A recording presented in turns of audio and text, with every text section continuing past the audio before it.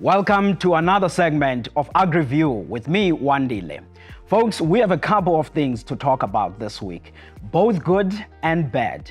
If we start on the difficulty, most of you who have been reading South African media probably saw the stories about the foot and mouth disease and its impact in the South African beef industry. And of course, there are many questions about this. Is now beef safe for consumers? Should we be worried for livestock farmers? What does this mean for food price inflation? That's on the difficult side that I think we must have a deeper conversation about this. And the second thing that we have to talk about, it's more on the positive.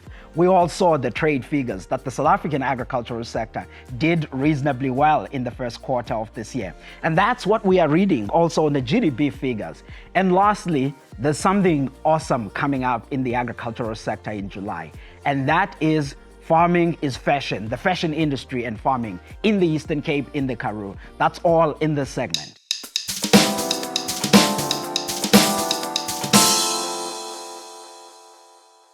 What most people probably noticed in the South African agricultural sector this past week is the whole discussion about the foot and mouth disease. Now, if you are not following the agricultural sector, you may be asking yourself, what is this all about? And what are the implications for the beef industry, the prices you pay, as well as the quality of the beef? And I think the starting point that we should all just understand is that beef is all safe for human consumption in South Africa. The foot and mouth disease that we're talking about is not a new thing to happen in this country. We have struggled with it for some time, and of course, it carries immense cost for the farmers. In fact, if you think back in 2022-23, that was one of the difficult times in the South African beef industry. For the first time in that period, we had foot and mouth disease in about 6 of our 9 provinces. Now, when the cattle are struggling with the foot and mouth disease, they don't die like what we see with the African swine fever in pigs, where they start falling and dying simply. In the beef industry side, they struggle with this disease for a period, and then after that, they could be cleared. And of course, when this disease has been detected, any country gets to be cut off from the export markets and from trading and the movement of the animals so that it can be contained in an area that it is in. Because we all aspire to have healthy beef industry, healthy livestock industry, and healthy plant and the crop sector. That's what we want in the agricultural sector, which is why you have heard many of us over and over saying biosecurity is everything. Plant and animal health is everything if you are thinking about the growth of the industry as well as the export markets. So this is what we have been struggling with in South Africa. In the past few weeks, this has been detected to a number of farms in Gauteng, but it has been a continuation because from last year, we were having a few cases of the foot and mouth disease in the dairy industry in the Eastern Cape and parts of KZN. Where this disease comes from, it actually comes from wild animals. In the past, you would find it in the areas that are bordering the game farming side because it crosses from buffalo into the cattle and it causes the sickness that we see in the animals. The key thing then that needs to be done is to vaccinate those areas that are affected. But a country has to decide, do we want to be like what we see in Argentina and parts of South America where they vaccinate all of their livestock so that they don't get to struggle with this disease? Or do we want to make sure that we protect our livestock so that we don't see this outbreak of this disease and we have a strong surveillance that can actually watch this disease? Those are the choices that South Africa faces. But of course, we are getting indication now that in the affected areas, the vaccination may start so that the beef industry is back full up. Now, in terms of the cost though, the costs are immense because for the farmers, it does mean then now that there's a limited trading. If you are a medium and a small scale farmer, you usually sell your stock to the big feedlot. If those feedlots are seeing the cases of the foot and mouth disease for a period, they may actually limit the buying because they themselves, their business is affected. Because while the cattle are still sick, you have to keep feeding them for some time and keeping them alive until everything else is cleared. And thereafter, you are back on your normal business. And feeding a cattle 3 times a day and at the same time ensuring that there's vaccination and everything. That is costly. Now, that is the cost and the burden that the businesses that are in the livestock industry carry. And I will say this is quite difficult for them. You've all seen some of the big feedlotters already releasing statements. The case of the Karoo beef that you all read about, and a number of the other small farmers that are in various areas. And the other thing that as South Africans we have to talk about is the fact that everyone needs to be responsible for biosecurity. It's not just the issue of the farmers. Animal and plant health, it means that we all have to take care of things. And this also means then that there is a need for investment, even on just general infrastructure. When last were you driving around and you actually saw fencing up in the rural area so that cattle don't roam around in between people? You don't see that anymore these days. And I think that increases the risk of animal health in general. And yes, I'm not referring to this particular case of a foot and mouth disease, but the issue of the movement of cattle and other livestock in an uncontrolled environment does present risk. Either it's pigs, it's poultry, it's goats, sheep, cattle, it's the same thing. And I think that the management of the livestock is the one thing that we need to look at. Now, local government, they have to play their part there. Farmers, traditional leaders, and everyone else, which is why I'm saying biosecurity is everyone's business. And I'll say again, something that we have mentioned in this segment in the past, where we said, look, with climate change and the weather extremes that we are seeing, we are noticing that there's more and more outbreaks across of the animal diseases. Now, I won't say, look, animal diseases is caused by climate change. We have enough conspiracies. But who knows? Whatever it causes, the point is that we are now seeing these outbreaks more prevalent, and which is why we have to be more careful about what we do in this. This is particularly important for South Africa. I know I'm being a bit more preachy on this, but listen, we are trying to grow an industry where beef is amongst the key export products that we are in. And even if you look at last year's figures, we were seeing a nice recovery in our beef exports, accessing markets in the Middle East, somewhere in the African continent, and now even looking at Europe. The only way to continue increasing those beef exports is if we are strong and firm on biosecurity.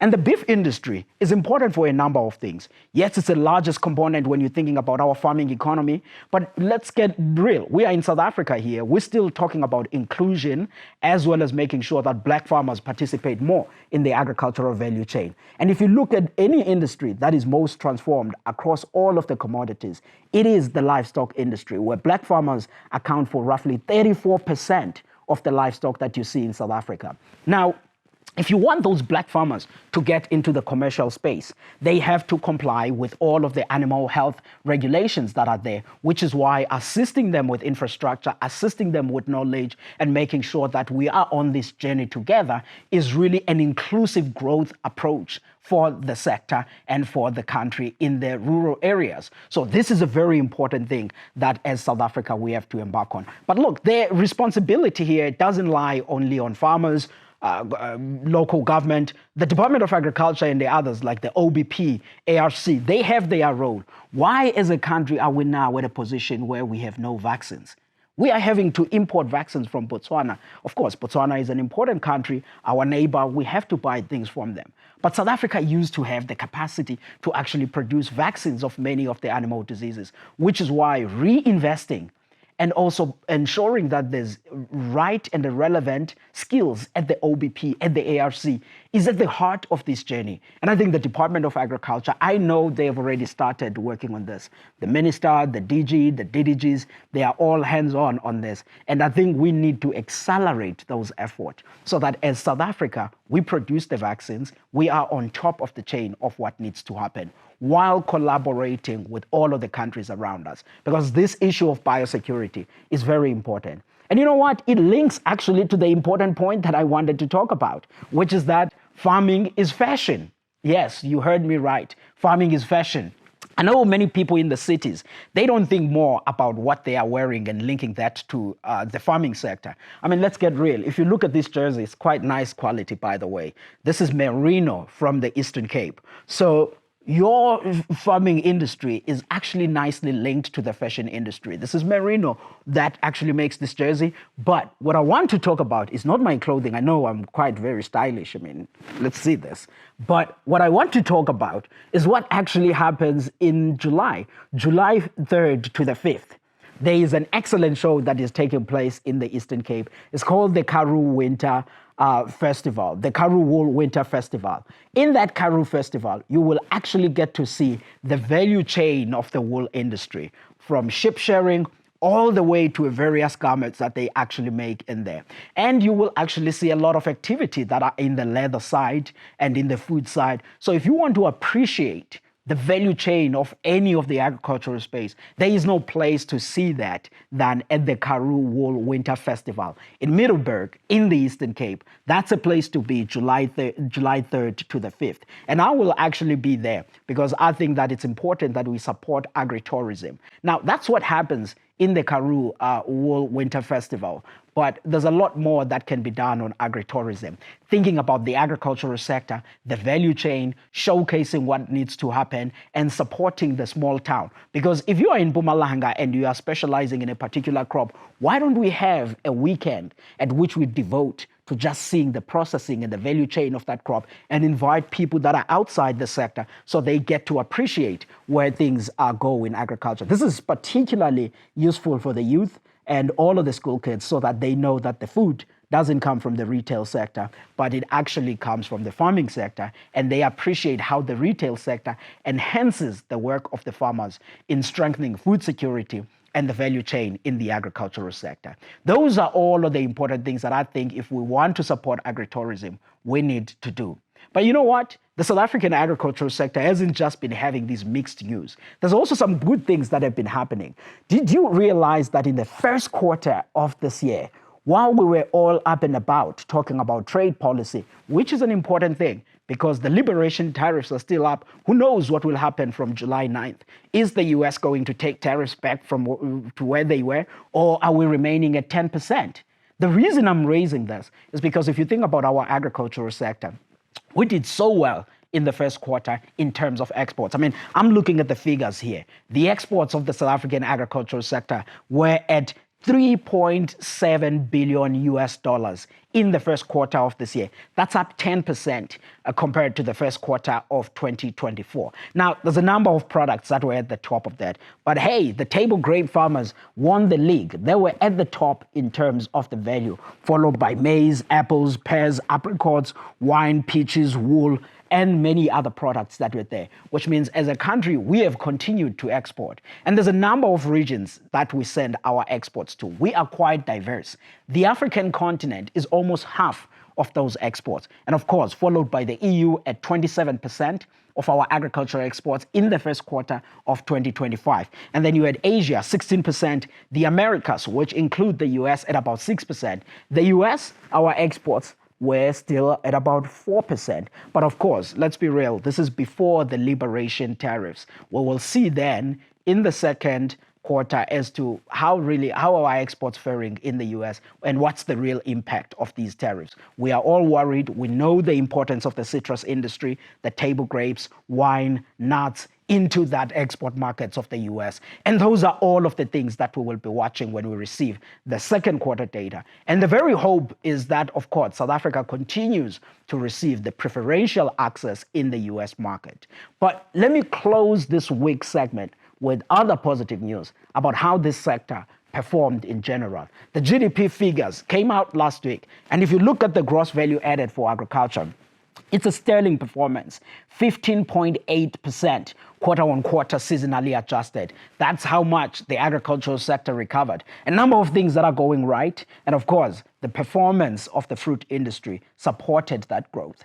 I think that for the rest of the year, we will continue to perform reasonably well. Because if you think about how much the grain farmers produced, I mean, their harvest is great. It's up roughly 16% or so on a year-on-year basis, harvesting just under 18 million tons. And we are seeing good numbers as well from the fruit industry, good numbers from the wine sector. And I think all of these recovery in these subsectors is what will continue to power us throughout this year. But of course, the sector that accounts for over half of the South African agricultural sector, of the agricultural economy, is the livestock industry, the one that is still struggling with animal diseases, which is why we continue to say biosecurity is everything in the agricultural sector, and it's a responsibility of all of us.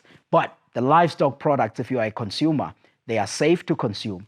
And let me close with the important news for you. You may be watching on the news and people worried about the prices. Our sense is that now that we have these diseases and key export markets have closed us up on those markets, you will actually see the red meat prices are softening to a certain extent, which is for the benefit of you, the consumer. But of course, if you are the farmer, this is a difficult side. Folks, continue to support our work and subscribe to our channel. Thanks for watching.